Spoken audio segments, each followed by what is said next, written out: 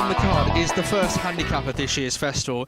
Now what we're going to do this year is look at these handicap races a little bit differently, purely on the basis that the final declarations are only just going through, but the weights aren't actually revealed until next week. So that's really not going to help us in a way. However, if we look at last year, for example, Kustar Savola was way down in the market to start with and got a lot of late support on the day of the event, really, and Lizzie Kelly gave that horse an absolute peach of a ride, in my opinion. Yes, it just held on, but it hit the front very early, so to keep it going as far as she did, absolute top ride, personally.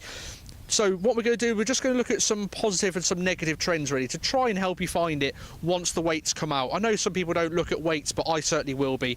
But some of the trends that we're looking at is that we're going to be, for the Ultima Handicap, we are going to need a horse that has either won or placed at the festival previously. So that will certainly help if you've got that on your side.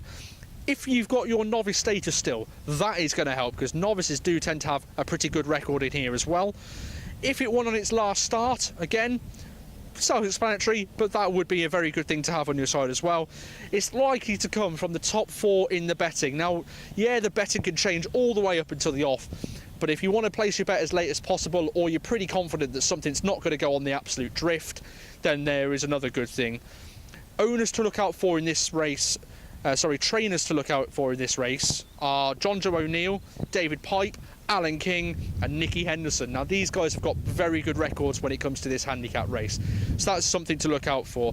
The negatives, if the horse is 10 years old or older, that's certainly a negative in my opinion. If the horse is trained by Paul Nicholls, I'd be almost putting a line through it straight away. Now, Paul Nicholls, top trainer, nothing against him at all. However, he's 0 from 21 in this race alone. So that would tell you, yes, he does need to get a winner eventually, but 0 from 21, not exactly great form to have. If the horse is also rated more than 150, that could be a bit of an issue as well. You'd expect a horse of 150 to be winning races like this, however, they just don't seem to. The preferred rating areas are between 130 and 149, so if you can get somewhere in there when you're looking at the horse's rating, that will certainly help you out.